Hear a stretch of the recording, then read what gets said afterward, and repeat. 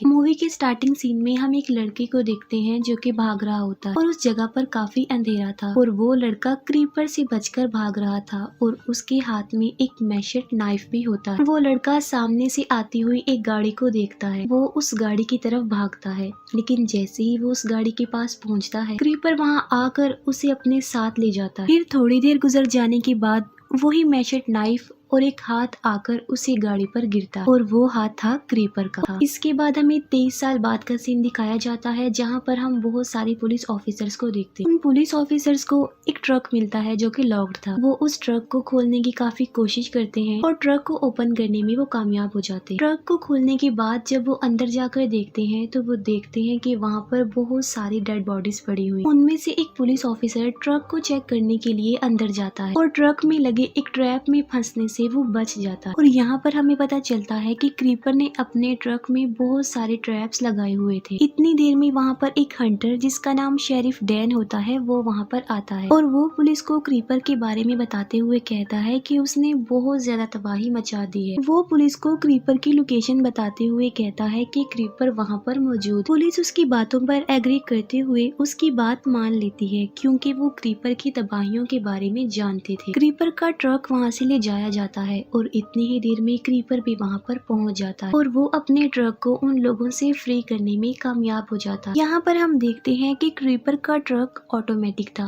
और वो खुद ही चल रहा था। इसके पीछे रीजन ये थी क्योंकि क्रीपर खुद ट्रक के ऊपर खड़ा हुआ था। तभी अचानक से क्रीपर एक पुलिस ऑफिसर को पकड़ लेता है। ये देखकर दूसरी पुलिस ऑफिसर क्रीपर को गन पॉइंट करती है। क्रीपर उस लेडी पुलिस ऑफिसर को इशारे से मना करते हुए कहता है कि वो ऐसा ना करे। क्रीपर उसे बताने की कोशिश करता है कि अगर उसने ऐसा किया तो उसका भी वो वही हाल करेगा और वो उसे भी जान से मार और ये कहते ही क्रीपर उस पुलिस ऑफिसर को लेकर जिसको उसने पकड़ा था हवा में उड़ जाता और वो लेडी पुलिस ऑफिसर कुछ भी नहीं कर पाती और देखती ही रह जाती। इसके बाद हमें एक लेडी दिखाई जाती है जो कि काफी ओल्ड थी और वो काफी अपसेट नजर आ रही थी। वो लेडी अपने एक बेटी के साथ अपने घर पर रहती थी और वो लोग प्रोफेशन में फॉर्मर्स थे जो कि फाइनेंशियली तौर पर ज्यादा अच्छे नहीं थे। उस लेडी के सैड होने की वजह ये थी क्योंकि क्रीपर ने उसके बेटे को मार दिया था और वो अपने बेटे को भुला नहीं पा रही थी। और उस लेडी का बेटा वही था जिसे हमने मूवी के स्टार्ट में देखा था, जिसके हाथ में वो मैशेट था और क्रीपर ने उसे मार डाला। उस लेडी को एक विजन नजर आता है जिसमें उसे उसका बेटा दिखाई देता है जो उसे कहता है कि क्रीपर यहाँ पर आने वाला, क्योंकि उन लोगों ने क्रीपर का एक हाथ अपने खेतों में दफन किया हुआ था। वो अपनी मदर को बताता है कि क्रीपर अपना हाथ यहाँ पर छोड़ने वाला नहीं है और वो यहाँ पर जरूर आएगा और अपना हाथ लेकर जाएगा, क्योंकि क्रीपर अपनी बॉडी का कोई भी पार्ट किसी के पास छोड़ना नहीं चाहता था जिससे कि लोगों को पता चल सके उसके पास्ट के बारे में कि वो कैसा था। तब वो लेडी क्रीपर के हाथ को वहाँ से बाहर निकाल देती है। फिर हम कुछ लड़कों को देखते हैं जो कि बाइकर्स थे और वो बाइक चला रहे होते हैं। उन लड़कों में एक लड़का जो कि काफी रूड था और इंसानों के साथ साथ उसका बिहेव जानवरों के साथ भी अच्छा नहीं था और वो अपने फ्रेंड्स के साथ यहाँ पर इसलिए आया था ताकि वो जानवरों को नुकसान पहुंचा सके। तभी उन लोगों की नजर पास खड़े हुए एक ट्रक पर पड़ती है और ये ट्रक क्रीपर का ही। उस ट्रक को देखकर वो लोग सोचते हैं कि शायद ये वही ट्रक है जिसमें से लोग गायब होते हैं और वो उसका काफी मजाक बनाते हैं और वो लोग उस ट्रक की तरफ बढ़ते हैं। वो सोचते हैं कि उन्हें तो कोई भी नहीं देख रहा है तो उन्हें उस ट्रक को चेक करना चाहिए। उनमें से एक लड़का एक पत्थर उठाता है और ट्रक की तरफ फेंकता है, लेकिन वो पत्थर ट्रक से टकराकर वापस उस लड़के को आकर लगता है जो कि उसे इंजर्ड कर देता है, जिसने वो पत्थर ट्रक की तरफ फेंका था। और उस ट्रक का दरवाजा अपने आप ही खुल जाता है और वो लड़के देखते हैं कि उसके अंदर बहुत सारी डेड बॉडीज है और उन डेड बॉडीज को देखकर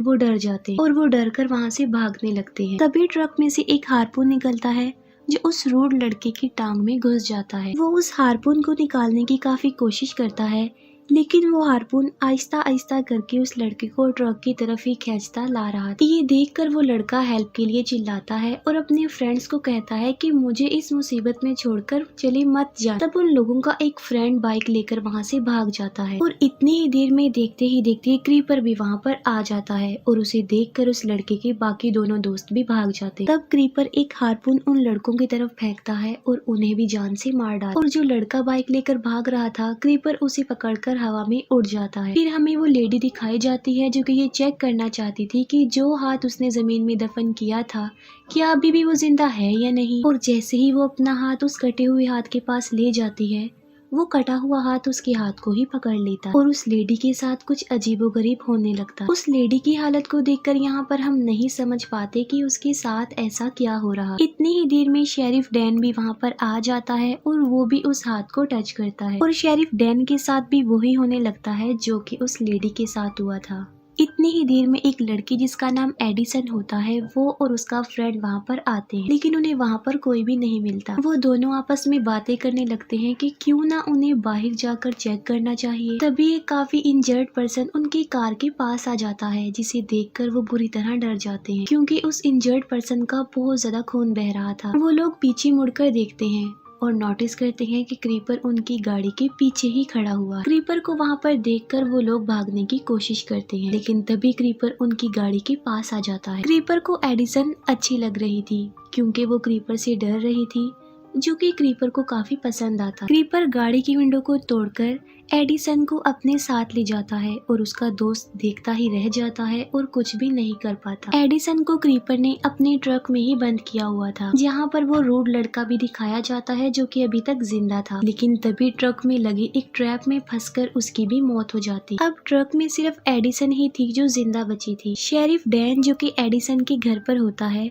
और उसी क्रीपर की लोकेशन का पता चल जाता है और वो उसके ट्रक का पीछा करते हैं और उसके साथ सार्जेंट भी होता है। सार्जेंट ट्रक के टायर पर शूट करता है, लेकिन वो बुलेट्स रिवर्स होने लगती और ट्रक में से एक अजीब सी चीज निकलती है जिनसे उनकी गाड़ी कंट्रोल से बाहर हो जाती। दूसरी तरफ ट्रक के सामने से भी पुलिस आ रही थी और वो भी ट्रक पर फायरिंग कर रहे होते, लेकिन इससे पहले कि सार्जेंट और शेरिफ डैन उन पुलिस ऑफिसर्स को कोई इंस्ट्रक्शंस देते, वो पुलिस ऑफिसर्स मारे जाते। क्रीपर सार्जेंट और डैन की गाड़ी पर भी अटैक करता है, जिससे उनकी गाड़ी आउट ऑफ कंट्रोल होकर पलट जाती है। क्रीपर ट्रक से बाहर आता है। सार्जेंट क्रीपर पर फायरिंग करने लगता है, लेकिन उन बुलेट्स का क्रीपर पर कोई भी असर नहीं होता। उनमें से एक बुलेट क्रीपर के सर पर लग जाती है, जिससे उसकी कैप नीचे गिर जाती है और क्रीपर को काफी गुस्सा आता है। गुस्से में आकर क्रीपर एक शूरिकेन सार्जेंट की तरफ फेंकता है और वो शूरिकेन आकर सार्जेंट की गन पर लगता है, जिससे सार्जेंट नीचे गिर जाता है। क्रीपर सार्जेंट को मारने ही वाला होता है कि तभी शेरिफ डैन क्रीपर को आवाज लगा देता है।